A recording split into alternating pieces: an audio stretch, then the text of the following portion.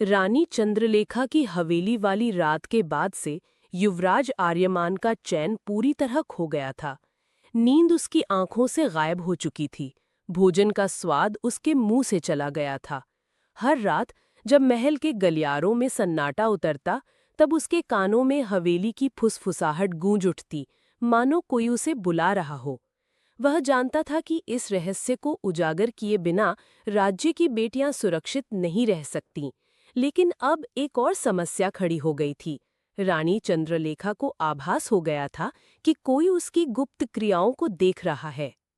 अगले ही दिन सुबह की सभा में रानी चंद्रलेखा ने राजा वीरेंद्र सिंह से गंभीर स्वर में कहा, महाराज, मुझे लगता है कि महल में कोई मेरे विरुद्ध षड्यंत्र रच रहा है।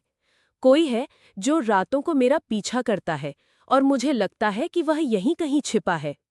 राजा चौंक कर बोले, क्या कह रही हो रानी?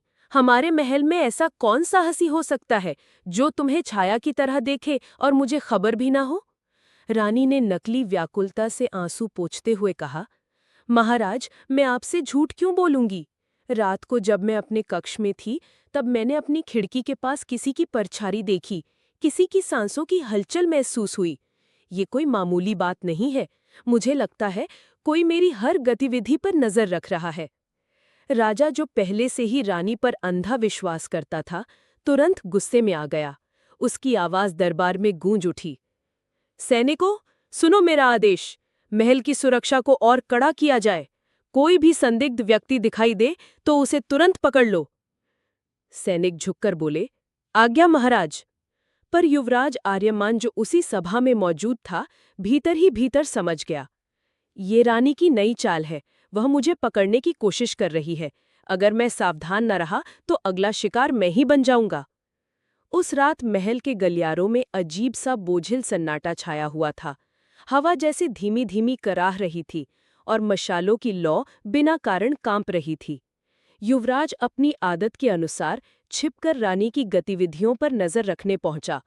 उसका दिल धक धक कर रहा था, क्योंकि उसे लग रहा था कि कहीं वह इस बार फंस न जाए। पर आज कुछ अलग था। रानी चंद्रलेखा हवेली में नहीं गई, ना ही उसने कोई मंत्रोच्चार किया। वह बस अपने कक्ष में बैठी रही और खिड़की से बाहर टकटकी लगाए चांद को निहारती रही। युवराज बुदबुदाया, शायद आज कुछ नहीं होने वाला। वह थोड़ा ढीला पड़ा ही था कि तभी रानी की आंखें अचानक खिड़की से हटकर सीधी उसके छिपने की जगह पर टिक गईं। युवराज का खून सूख गया। उसकी आंखों में ऐसी चमक थी मानो वह अंधेरे को चीरकर आर्यमान को साफ साफ देख सकती हो। रानी ने एक ठंडी हंसी हंसी, जो पूरे कमरे में गूंज उठी। आओ युवराज, अब और छिपने की जरूरत नहीं। युवराज का दिल जोर जोर से धड़कने लगा।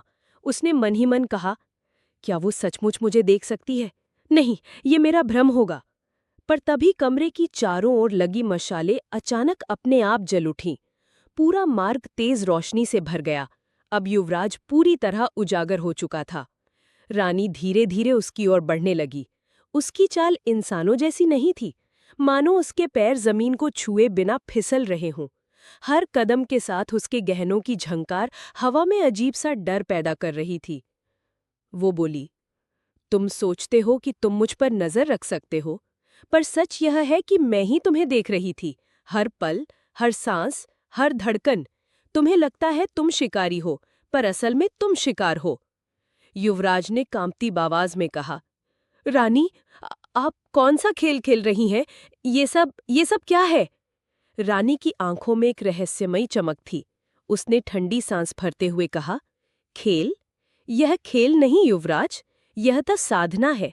वह साधना जिसके बदले में मुझे शक्ति मिलती है और जिसकी कीमत वे मासूम लड़कियां चुकाती हैं। युवराज ने दांत भींचकर कहा, तो ये सच है, वे सारी मौतें आपके कारण हुईं? रानी ने हंसते हुए कहा, मौत?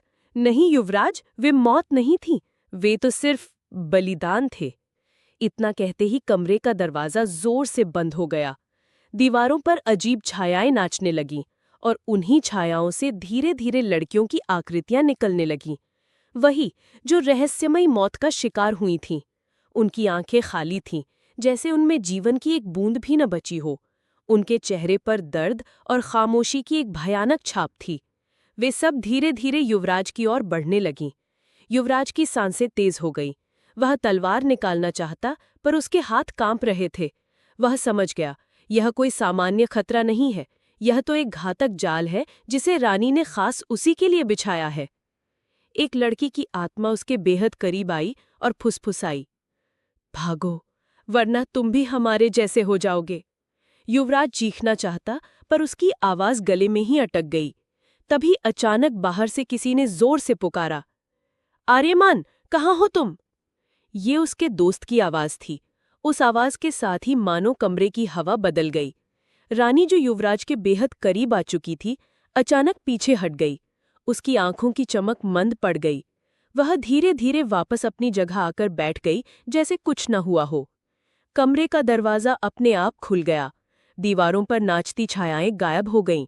आत्माओं की आकृतियां धुंध बनकर हवा में घुल गईं। रानी ने ठंडी मुस्कान के साथ कहा, आज तो तुम्हें तुम्हारा भाग्य बचा ले गया युवराज, लेकिन याद रखना, हर कोई बार बार इतना भाग्यशाली नहीं होता। युवराज कांपते हुए दरवाजे से बाहर निकला, पर उसके मन में ये सवाल गूंज रहा था, आखिर ये सब क्या है और रानी चंद्रलेखा का असली रहस्य क्या है? अगर आपको ये कहानी पसंद आए तो अपने सुझाव और विचार कमेंट में ज़रूर लिखें। आपके विचार हमें आगे की कहानी लिखने की प्रेरणा देंगे। आपका अपना चैनल वीपी टाइगर एफएम को लाइक और सब्सक्राइब करना ना भूलें। नई कहानियों की अपडेट पाने के लिए बेल आइकन ज़रूर दबाएं।